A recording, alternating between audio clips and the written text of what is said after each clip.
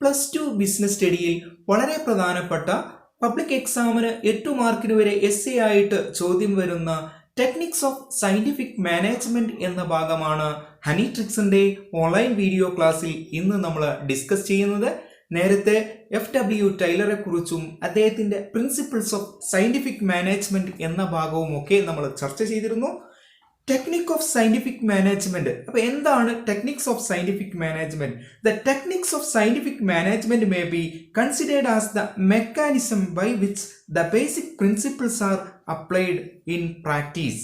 ശാസ്ത്രീയ മാനേജ്മെന്റിന്റെ അടിസ്ഥാന തത്വങ്ങളെ പ്രായോഗികമാക്കാനുള്ള സംവിധാനം എന്നാണ് ശാസ്ത്രീയ മാനേജ്മെന്റിന്റെ ടെക്നിക്കുകൾ എന്നതിന് അർത്ഥമാക്കുന്നത്. എന്ന് പറഞ്ഞാൽ ശാസ്ത്രീയ മാനേജ്മെന്റിന്റെ അടിസ്ഥാന തത്വങ്ങളെ പ്രായോഗികമാക്കാനുള്ള ഒരു സംവിധാനമാണ് ടെക്നിക്സ് ഓഫ് സയന്റിഫിക് മാനേജ്മെന്റ്. പ്രധാനമായും 7 ടെക്നിക്സുകളാണ് ഉള്ളത്. അതിൽ 1 functional foremanship, 2 standardisation and simplification of work, 3 method study, 4 motion study, 5 time study, 6 fatigue study, 7 differential piece wage system. അതിൽ ഒന്നാമത്തേത് ഫങ്ഷണൽ ഫോർമാൻഷിപ്പ് ആണ്. Taylor said that specialisation must be introduced in the organisation. It possible through supervision of workers by several specialist. Taylor പറയുന്നു, സ്ഥാപനത്തിൽ നിർബന്ധമായും വൈദഗ്ധ്യവൽക്കരണം കൊണ്ടുവരണം.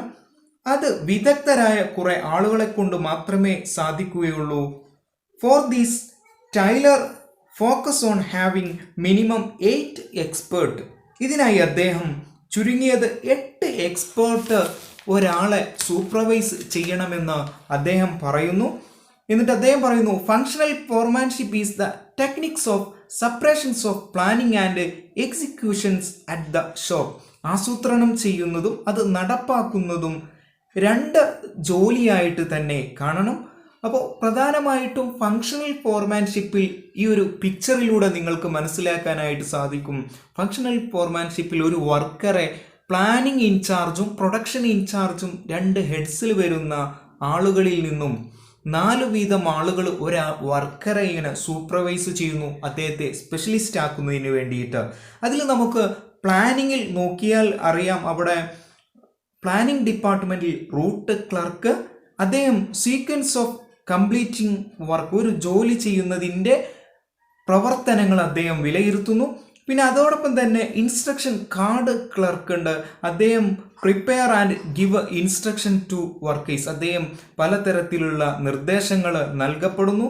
Then time and cost clerk record time taken of completions of the job, ഓരോ ജോലിയും ചെയ്യുന്നതിന് വേണ്ടിയിട്ടുള്ള സമയത്തെക്കുറിച്ചാണ് അദ്ദേഹം supervise ചെയ്യുന്നത്. ദെൻ പിന്നീട് ഒരു ഡിസിപ്ലിനേറിയൻ, അദ്ദേഹം to enforce the rules and regulation, അദ്ദേഹം എന്തൊക്കെ ചെയ്യണ്ട എന്നുള്ള കാര്യങ്ങളൊക്കെ അതിൻ്റെ നിയമവശങ്ങൾ പറഞ്ഞു കൊടുക്കുന്നു. ഇത്തരത്തിലുള്ള 4 ആളുകൾ പ്ലാനിങ് ഡിപ്പാർട്ട്മെന്റിന്റെ ഹെഡ്സിൽ വരുന്നുകൊണ്ട് ഒരു വർക്കറെ സൂപ്പർവൈസ് ചെയ്യുന്നു. അതോടൊപ്പം തന്നെ പ്രൊഡക്ഷൻ ഡിപ്പാർട്ട്മെന്റിലും നമുക്ക് 4 പേരെ കാണാം. ഗ്യാങ് ബോസ്, അദ്ദേഹം arranging the machines and tools, gang boss മെഷീൻസുകളും ടൂൾസുകളും ഒക്കെ അറേഞ്ച് ചെയ്തു കൊടുക്കുന്നു. ദെൻ സ്പീഡ് ബോസ്, അദ്ദേഹം ensure the workers performance and required speed. Speed boss ജീവനക്കാരുടെ അല്ലെങ്കിൽ ആ തൊഴിലാളിയുടെ അല്ലെങ്കിൽ ആ വർക്കറുടെ പെർഫോമൻസ്, അതിനു വേണ്ടിയിട്ടുള്ള സ്പീഡ് യഥാർത്ഥത്തിൽ ഉണ്ടോ എന്നുള്ളതൊക്കെ ഉറപ്പുവരുത്തുന്നു. Then repair boss make maintenance of മെഷീൻസുകളെ മെയിൻറ്റെയിൻ ചെയ്തുകൊണ്ട് അതിൻ്റെ കേടുപാടുകളൊക്കെ തീർത്തു കൊടുക്കുന്ന റിപ്പയർ ബോസ്. ദെൻ ഇൻസ്പെക്ടർ, അദ്ദേഹം ക്വാളിറ്റി കൺട്രോൾ ഓഫ് ഔട്ട്പുട്ട്, ഓരോ ഔട്ട്പുട്ടുകളും എത്രത്തോളം ഗുണമേന്മയുള്ളത് ഉണ്ട് എന്നുള്ളതൊക്കെ പരിശോധിക്കുന്നു. അപ്പോൾ ആ ചിത്രത്തിൽ നമുക്ക് വ്യക്തമാകും 2 ഡിപ്പാർട്ട്മെൻറ്റുകൾ, ഒന്ന് പ്ലാനിങ് ഡിപ്പാർട്ട്മെൻറ്റ്, പ്രൊഡക്ഷൻ ഡിപ്പാർട്ട്മെൻറ്റ്. ഇവർ 2 പേരും കൂടി ഓരോ ജോലി ചെയ്യുന്നതിനെയും മേൽനോട്ടം ചെയ്തുകൊണ്ട് ആ വർക്കറെ ഒരു സ്പെഷ്യലിസ്റ്റ് ആക്കുന്നതിന് വേണ്ടിയിട്ട് സൂപ്പർവിഷൻ എന്നുള്ള ഒരു കാര്യത്തിൽ ഊന്നൽ നൽകിയിട്ടുള്ളതാണ് ഫങ്ഷണൽ ഫോർമാൻഷിപ്പ് എന്ന് പറയുന്നത്. പിന്നീട് രണ്ടാമത്തേതിലേക്ക് പോകുമ്പോൾ standardisation and simplification of work. അപ്പോൾ സ്റ്റാൻഡേർഡൈസേഷൻ എന്ന് പറഞ്ഞാൽ നമുക്കറിയാം ഫിക്സിംഗ് സ്റ്റാൻഡേർഡാണ്, നിലവാരപ്പെടുത്തുകയും ജോലി ലഘൂകരിക്കുകയും ഒക്കെ ചെയ്യാം. Standardisation refers to the process of setting standard for every business activity. ബിസിനസ്സിൻ്റെ ഓരോ പ്രവർത്തനങ്ങൾക്കും സ്റ്റാൻഡേർഡ് തീരുമാനിക്കുകയും standard came to be set for the process of raw material, time, production, machines, method, working condition, etc. അപ്പോൾ working condition, മെഷീൻസിന്, ടൈമിന്, മെറ്റീരിയലിന്, എല്ലാ കാര്യങ്ങൾക്കും ഒരു സ്റ്റാൻഡേർഡ് നിശ്ചയിക്കുകയും ആ സ്റ്റാൻഡേർഡ് പ്രകാരമാണോ പ്രവർത്തനങ്ങൾ നടക്കുന്നത് എന്ന് പരിശോധിക്കുകയും ചെയ്യുന്ന പ്രവർത്തനമാണ് standardisation. It ensure the simplification of work. ഇത് വർക്ക് ലഘൂകരിക്കാനായിട്ട് സാധിക്കുകയും ചെയ്യുന്നു എന്നുള്ളതാണ്. അതോടൊപ്പം തന്നെ മൂന്നാമത്തേതായിട്ട് മെത്തേഡ് സ്റ്റഡി. മെത്തേഡ് സ്റ്റഡി, രീതി പഠനം. മെത്തേഡ് സ്റ്റഡി എന്ന് പറയുമ്പോൾ രീതി പഠനം. Method study is the technique to know the best way of doing a particular job. ഒരു നിശ്ചിത ജോലി ചെയ്യുന്നത് ഏറ്റവും നല്ല രീതി മനസ്സിലാക്കുക എന്നതാണ് മെത്തേഡ് സ്റ്റഡി കൊണ്ട് ഉദ്ദേശിക്കുന്നത്. പ്രവർത്തനങ്ങൾ വളരെ ലളിതമായിട്ട് ചെയ്യാനായിട്ട് മെത്തേഡ് സ്റ്റഡി. അപ്പോൾ നമുക്ക് ഒരു ജോലി ചെയ്യാൻ വിവിധ മെത്തേഡുകൾ ഉണ്ടാവും. ആ മെത്തേഡിൽ നിന്നും ഏറ്റവും അനുയോജ്യമായ മെത്തേഡിനെ തിരഞ്ഞെടുക്കാൻ വേണ്ടിയിട്ട് ആ രീതികളെക്കുറിച്ച് പഠിക്കുന്നതിനെയാണ് മെത്തേഡ് സ്റ്റഡി എന്ന് പറയുന്നത്. ദെൻ മോഷൻ സ്റ്റഡി, ചലന പഠനം. It refers to the study of movement like lifting, putting, sitting and changing position etc. with a view to eliminate unnecessary movement.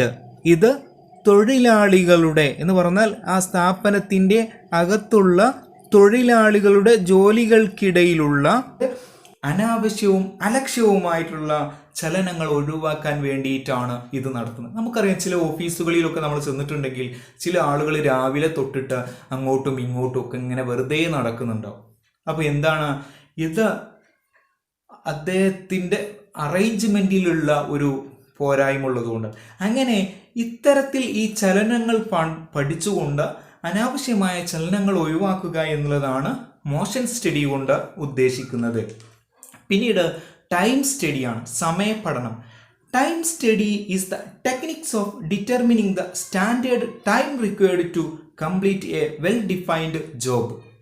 ഒരു വ്യവസായ പ്രവർത്തനത്തിൻ്റെ ഓരോ ഭാഗവും നിർവഹിക്കുന്നതിനാവശ്യമായി വരുന്ന സമയം നിരീക്ഷിച്ച് രേഖപ്പെടുത്തുന്ന സംവിധാനമാണ് ടൈം സ്റ്റഡി എന്ന് പറഞ്ഞാൽ ഒരു ജോലി ചെയ്യാൻ ആവശ്യമായ സമയം എത്രയാണ് എന്ന് മനസ്സിലാക്കി ഒരു സ്റ്റാൻഡേർഡ് നിശ്ചയിക്കുക, സമയത്തിൽ ഒരു സ്റ്റാൻഡേർഡ് നിശ്ചയിക്കുന്ന പ്രവർത്തനത്തെയാണ് നമ്മൾ ടൈം സ്റ്റഡി എന്ന് പറയുന്നത്. ഓരോ ജോലിയും ചെയ്തു തീർക്കുന്നതിന് വേണ്ടിയിട്ട് എത്ര സമയം വേണമെന്നൊക്കെ തീരുമാനിക്കുന്നതിന് വേണ്ടിയിട്ടാണ് ടൈം സ്റ്റഡി നടത്തുന്നത്. ഇത് പ്രകാരം ഓരോ ജോലിക്കും ഒരു സ്റ്റാൻഡേർഡ് ടൈം തീരുമാനിക്കുകയും ആ ഒരു ടൈം അടിസ്ഥാനത്തിൽ പ്രവർത്തനങ്ങളൊക്കെ ചെയ്തു തീർക്കുന്നുണ്ടോ എന്ന് ഉറപ്പുവരുത്തുകയും ചെയ്യുക എന്നതാണ് ഇതിലൂടെ ഉദ്ദേശിക്കുന്നത്. നമുക്ക് പഠിക്കാനുള്ളത് പിന്നീട് ഫാറ്റിഗ്യൂ സ്റ്റഡിയാണ്. ഫാറ്റിഗ്യൂ എന്ന് പറഞ്ഞാൽ ക്ഷീണ പഠനമാണ്. Fatigue study is the study of fatigue of employee. ഒരു തൊഴിലാളിയുടെ ക്ഷീണത്തെക്കുറിച്ചിട്ടുള്ള പഠനമാണ് ഫാറ്റിഗ്യൂ സ്റ്റഡി എന്ന് പറയുന്നത്. It helps to determining the amount of rest interval required to complete a particular job. ഒരു ജോലി കംപ്ലീറ്റ് ചെയ്യുമ്പോൾ അതിൻ്റെ ഇടയിൽ എത്ര സമയം അദ്ദേഹത്തിന് റെസ്റ്റ് വേണമെന്നൊക്കെ തീരുമാനിക്കുന്നതിന് വേണ്ടിയിട്ട് ഫാറ്റിഗ്യൂ സ്റ്റഡി സഹായിക്കുന്നു എന്നുള്ളത്. അപ്പോൾ ജോലിയിലെ ക്ഷീണപഠനം നടത്തുന്നത് ഓരോ തൊഴിലാളിക്കും അദ്ദേഹത്തിൻ്റെ ജോലിക്കിടയിലുള്ള റെസ്റ്റ് ടൈം എത്ര വേണമെന്നൊക്കെ അറിയുന്നതിന് കൂടിയിട്ടാണ് ഫാറ്റിഗ്യൂ സ്റ്റഡി നടത്തുന്നത്. ഇനി അതേപോലെ തന്നെ ഏറ്റവും ഒടുവിലത്തേത് 7th point, differential piece wage system. വ്യത്യസ്ത വേതന സമ്പ്രദായം, വ്യത്യസ്തമായിട്ടുള്ള വേതനം നൽകുന്ന രീതിയാണ് ഡിഫറൻഷ്യൽ പീസ് വേജ് സിസ്റ്റം എന്നതുകൊണ്ട് ഉദ്ദേശിക്കുന്നത്. Under these dual wage rate are fixed to differentiate efficient and inefficient workers. കാര്യക്ഷമരായിട്ടുള്ളതും കാര്യക്ഷമരല്ലാത്തതുമായിട്ടുള്ള തൊഴിലാളികളെ തിരിച്ചറിയുന്നതിന് വേണ്ടിയിട്ട് വ്യത്യസ്തമായിട്ടുള്ള വേതന സംവിധാനം കൊണ്ടുവരുന്നു. അതുകൊണ്ട് തന്നെ നന്നായിട്ട് ജോലി ചെയ്യുന്ന ആളുകൾക്ക് കൂടുതൽ വേതനവും മടിയന്മാരായിട്ടുള്ള ആളുകൾക്ക് കുറഞ്ഞ വേതനവും നൽകുന്നു. വേജ് ആർ പെയ്ഡ് അക്കോർഡിംഗ്ലി എന്നാണ് പറഞ്ഞത്. എന്ന് പറഞ്ഞാൽ ഈ കൂടുതൽ ജോലി ചെയ്യുന്ന ആളുകൾക്ക് കൂടുതൽ വേതനവും കുറഞ്ഞ ജോലി ചെയ്യുന്ന ആളുകൾക്ക് കുറഞ്ഞ വേതനവും നൽകുന്നു എന്നുള്ളതാണ് ഇതിൻ്റെ ഒരു പ്രത്യേകത. This are the techniques of scientific management. നിങ്ങൾക്ക് വീഡിയോ ഇഷ്ടപ്പെട്ടെങ്കിൽ നിങ്ങൾ ലൈക്ക് ചെയ്യുക, ഷെയർ ചെയ്യുക, സബ്സ്ക്രൈബ് ചെയ്യുക. തുടർന്നുള്ള വീഡിയോസ് കാണുന്നതിന് വേണ്ടിയിട്ട് ബെൽ ഐക്കൺ കൂടി നിങ്ങൾ എനേബിൾ ചെയ്യുക.